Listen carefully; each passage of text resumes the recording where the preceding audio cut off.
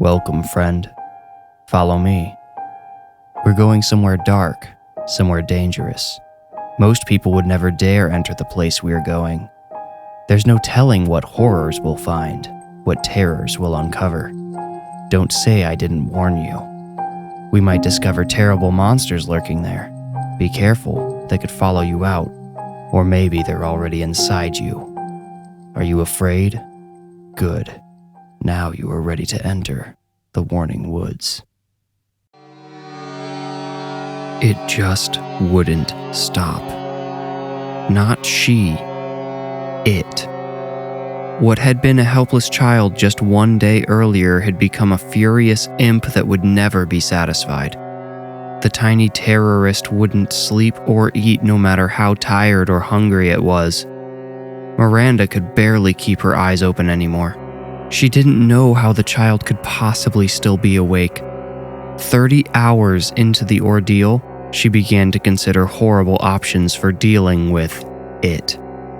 She had to pull out her phone and look at all of the adorable pictures of her daughter smiling and laughing. Some of them had been taken just days before. How had it all changed so quickly? Miranda held it against her chest while she lay in bed. She knew she shouldn't fall asleep. All of the stories she had read about mothers rolling on top of their babies had seemed so alien, but now she very much understood how such a thing could happen. If she did fall asleep, she knew nothing would wake her up, even a shrieking, wriggling little body underneath her. There was another reason she couldn't fall asleep: the pain. Miranda's breasts were doing their own kind of screaming, aching with milk that it wouldn't drink. Miranda hadn't known they could get so sore. No matter how many times she had offered them to her daughter, even shoving a nipple straight into her toothless, wailing mouth, the child would not take it. The near silence that had accompanied this act had been wonderful, though. Far too wonderful, actually. Miranda had pressed the child's head against her pillowy skin a little longer than was appropriate before catching herself and letting the child take a breath again. From the sound of it, the child didn't need to breathe anymore, though. Air just seemed to fill its lungs automatically to be projected back out. As Miranda lay on the bed, propped up by two pillows, eyeing her breast pump just out of reach, with the child screaming and stinking on top of her, she wondered how long it would take for it to die. Not by her hand, she had already thought about that, but on its own. It wouldn't eat or sleep and spent so much energy crying. How long would it take for the hideous thing just to shrivel away? This terrible question circled her brain like a marble in a giant funnel, the circles getting smaller, the marble spinning faster, faster, faster. Miranda opened her eyes and saw her dark bedroom wall. She hadn't realized she had fallen asleep. She was laying on her stomach with her arms tucked beneath her body. The room had grown dark even though the curtains were still open. Night had come. She must have been asleep for hours. She felt satisfied, having finally gotten some rest, but almost right away she registered the abnormal quiet. Perfect silence filled the room. The type of silence that can create a specific atmosphere. In this case, one of dread. Miranda was afraid to move lest she feel the stiff, cold body of her daughter beneath her. She could not think of another plausible reason why the room was quiet. She had become one of them, one of the mothers who had smothered her child in her sleep. Would she go to prison? She thought she probably would if she could even live with herself long enough to stand trial. She would probably... The pain in her chest forced Miranda to roll onto her side almost involuntarily. She held her breath as she shifted, expecting to see the purple remains of her daughter Gabby laying in the warm impression she left behind on the mattress. The sleep she had been graced with and the silence had transformed Miranda's perception of it back into Gabby. But there wasn't a still, cold child where Miranda had been laying. There wasn't a child anywhere on the bed at all. Gabby wasn't big enough to crawl or roll herself off the side of the bed. Had Miranda pushed or thrown her off? Miranda moaned. Now she was afraid to turn around. She imagined her daughter's vacant eyes staring up at her from the floor, asking, Why, Mommy? Why did you do that? I couldn't help it. I'm just a baby. Just a baby, Miranda uttered aloud and started to cry. She forced herself onto her back, then slowly turned over to face reality. But she never expected what she saw across the room. Someone was standing there. Someone tall and thin and dark. Not dark-skinned, dark like a cloudy night sky, somehow absent any light whatsoever. The figure, although hard to make out, appeared to have its back turned to Miranda as it loomed over something it held in front of itself. "Who are you?" Miranda asked, trembling. She may have asked more aggressively if her emotions had been in check, but she was already distressed. She had already been fighting against the paralysis of fear, and at the sight of the dark figure, fear had won. The figure shifted and started to turn. Miranda could now make out the folds and wrinkles of clothing, a dress draped around its form. It raised its head, and its long, wispy hair appeared to blow in an imperceptible breeze. It, or she, Miranda determined, had a face that seemed to belong on a stained glass window. Her face had round, simple features that Miranda found tough to describe beyond the word plain. She didn't appear threatening, but when she had finished turning around, Miranda saw what she had most feared was in the woman's arms, her baby. The figure was holding the dead child in her arms as if she were her own daughter. "Give her to me," Miranda screamed. Her paralysis broke and she lunged from the bed to wrestle the baby from the stranger's arms. She didn't have to fight her, though. The mysterious woman gave the limp child back to Miranda without a struggle. And she wasn't dead. Miranda shocked herself with an involuntary laugh as the child fell into her arms, still warm.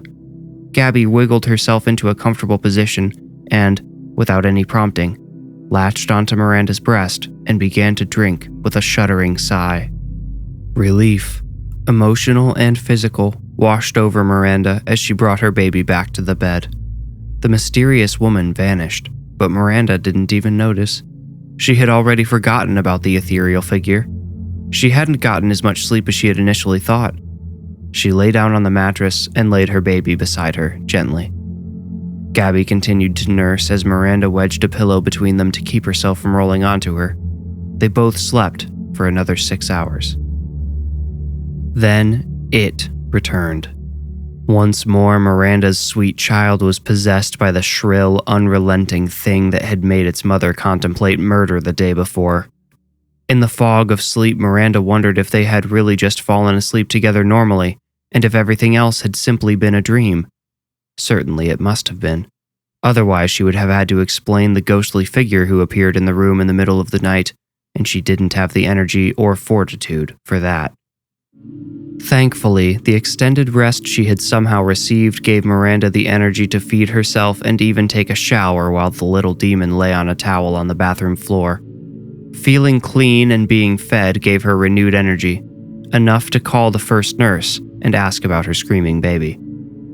The first nurse said it sounded like colic, but that Miranda should bring Gabby in just in case she had an injury or something else causing her pain. Miranda set an appointment that afternoon and prayed the pediatrician would put an end to the ordeal, or at least show her the light at the end of the tunnel. It hadn't even been 48 hours yet, but it felt like Miranda had been listening to her child scream for a week. 4 hours after waking up, the sleep, breakfast, and shower had all worn off. Miranda was right back to the barely sane, nearly murderous wreck she had been the night before. She'd had enough energy to use the breast pump, barely. So at the very least, she didn't have that discomfort to contend with anymore. She held on until it was time to see the doctor and only considered swerving into oncoming traffic once. Maybe twice. The pediatrician offered no comfort, except in telling Miranda that she wasn't doing anything wrong. He said colic can come about for various reasons in a child as small as Gabby. It could just be gas or some sort of digestive imbalance. He warned Miranda that the worst effects of colic seemed to be on the parents, not the child. He explained shaken baby syndrome, which had also been explained to her after she'd given birth. At that time, Miranda couldn't imagine ever shaking her delicate, beautiful child, but she had to admit now that it had seemed like a shockingly reasonable thing to do over the last 2 days. The pediatrician asked, "The father is still overseas," Miranda lied. She'd been telling everyone that the father had accidentally gotten her pregnant shortly before deploying with the Navy. She had concocted a fiction in which this honorable sailor would be coming home to marry her and help her raise the baby. "Ah," the pediatrician said with a respectful nod. Everyone respected her serviceman baby daddy. "Well, you might consider finding a relative or friend who could bear to take your daughter off your hands for a few hours and let you rest. Your body needs it, but more importantly, so does your mind. A rested brain makes far better decisions." "I know, I'll do that," Miranda lied again. She didn't have anybody. She had left her parents far behind when she'd run off at 18 years old, and she didn't trust any of her friends, if she could call them that, to watch the baby. They had essentially abandoned her once she had a child. One of them had literally told her she was no fun anymore. The others had given her that impression in other, less obvious ways. She supposed she could find Gabby's real father, but she didn't trust him either. She couldn't. He had been a recovering alcoholic and former narcotics addict until she told him she was pregnant and removed recovering and former from those titles. Apparently, the theoretical stress of raising a child was too much for him to bear. Miranda laughed out loud to herself in the car as she thought about him laying in some dingy basement, strung out and hoping everything was going okay for that lady he knocked up. She doubted he even remembered her name. Back home, Miranda tried burping the raging imp. She rubbed its belly to try to relieve any pressure caused by gas. She tried feeding it again and received the same rejection as the previous day. She used the breast pump, then did the only thing she could think to do. She laid back on the bed, wedging that pillow between herself and Gabby, and waited for sleep to take one or both of them away. And it did. Miranda woke once more in a quiet bedroom. This time, daylight still filled every corner. Miranda stretched one of her arms. It had become chronically sore from constantly holding her daughter. Thinking of her daughter, Miranda peeked over the divider pillow, hoping to catch a glimpse of the sleeping child and remind herself that she really did love her, that she could be sweet and cute and lovable. But her daughter wasn't there. As her empty stomach balled into a knot, Miranda turned back over to face the room. Sure enough, even in the daylight, the dark figure had returned. Once more, she had her back to Miranda and was hunched over the child in her arms. Miranda felt horribly uneasy, but not quite afraid this time. After all, the shadowy woman had given Gabby back the night before. Miranda had convinced herself that had only been a dream, but she was definitely awake this time. "Who are you?" she asked as calmly as she could manage. The woman slowly turned, seeming to rotate in the air rather than shuffle on feet. Her face, as plain as Miranda remembered, shimmered in the daylight like a lenticular postcard.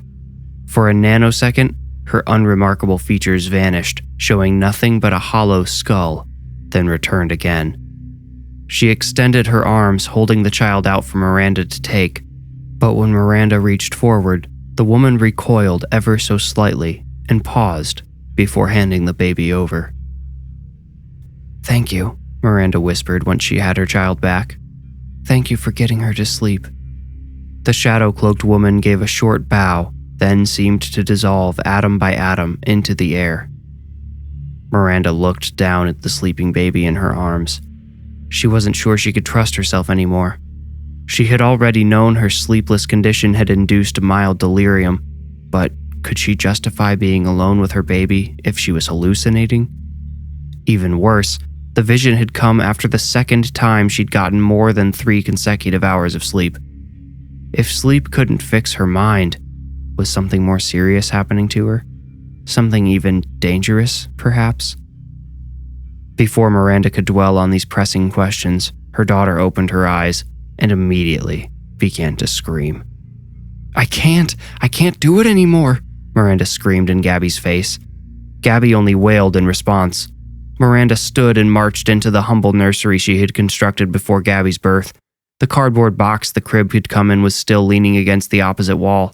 She set Gabby down in the crib, turned on the cheap mobile she had bought, and left the room, aggressively shutting the door as she left.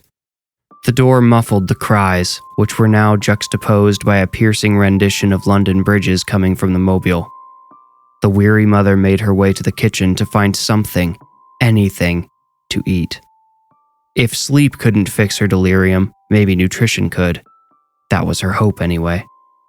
She found an overripe banana and grabbed an open jar of peanut butter and a spoon. Then she set all of them down so she could pour a glass of water from the tap. She downed it, filled another, and downed that glass too. Maybe I'm dehydrated? She wondered. She drank one more glass of water for good measure, picked up her food, and returned to the baby's room. She had to tuck the peanut butter under her arm so she could work the doorknob. In the middle of this transition, she paused. The mobile was still playing music, but the screaming had stopped. "Gabby?" Miranda called nervously. She dropped her spoon as she twisted the doorknob and gave the door a push. "Gabby, are you all—" Miranda froze. The dark figure, the shadow woman, had returned yet again. Miranda had caught her in the act of reaching for Gabby.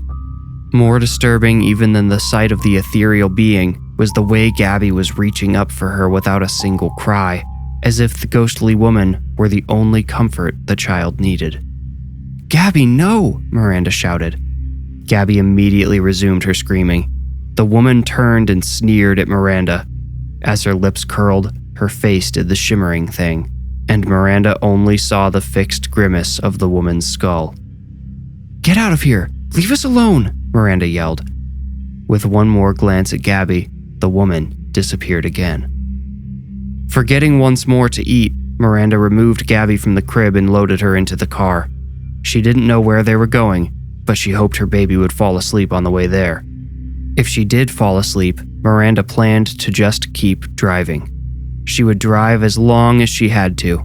She would drive until she felt like a human being again. Not a mother, a person. Someone with interests and passions and opinions and goals. But the longer they drove, the harder Gabby screamed. Eventually, Miranda had to accept defeat and turn back toward home.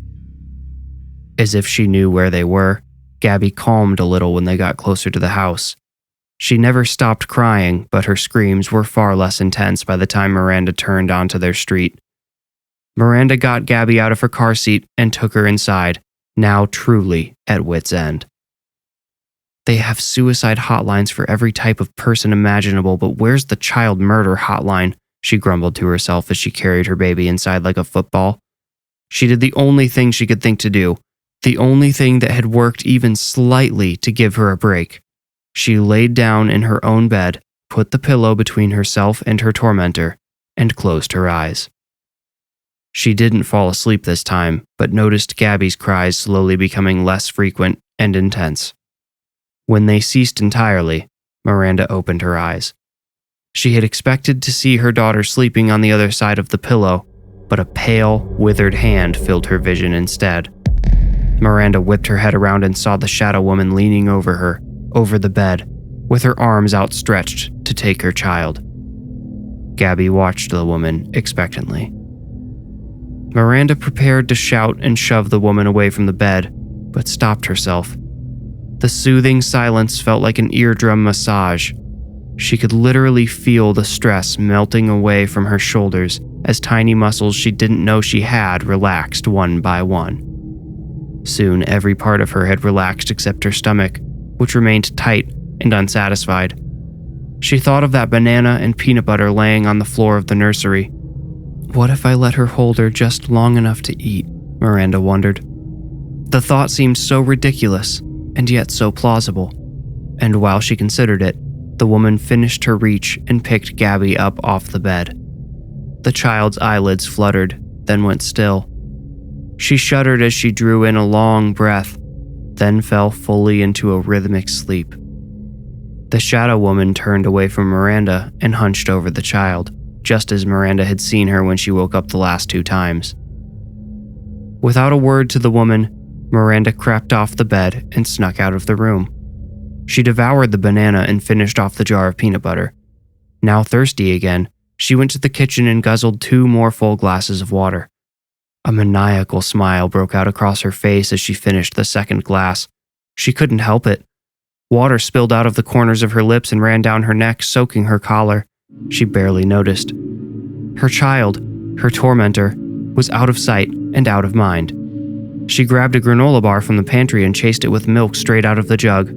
She still felt overwhelmed with joy, reveling in freedom. Suddenly, an urge alerted her to another bodily function she had been ignoring. Her bladder begged for release. Miranda laughed as she danced to the bathroom. She hadn't peed without a baby in her arms in weeks.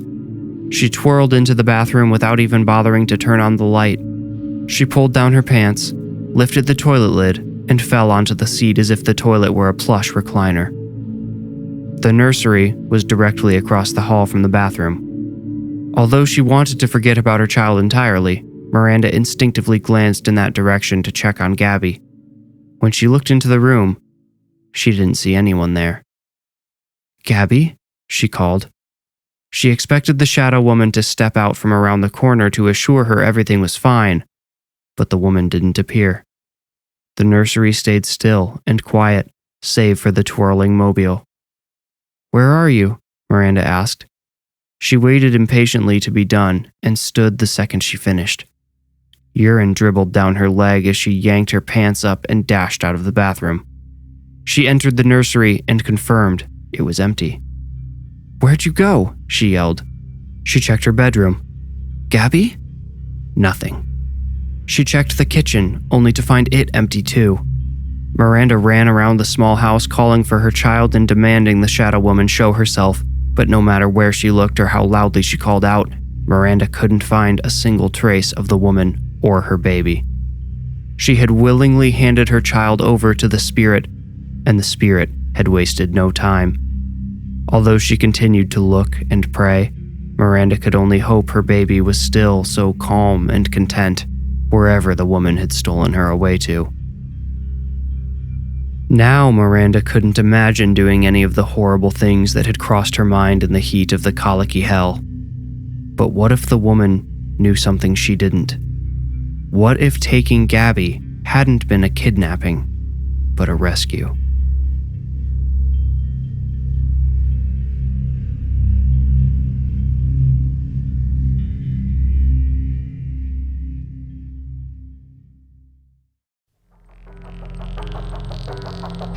You made it out. Congratulations. If you enjoyed the story, please rate and review this podcast wherever you like to listen. Reviews are the best way to support the podcast and help it grow. You can also become a patron at patreon.com/thewarningwoods. If you want more creepy content, including the images that accompany each story, follow me on Instagram at @thewarningwoods. If you feel ready, meet me here next week for another journey into the Warning Woods. Thank you for listening.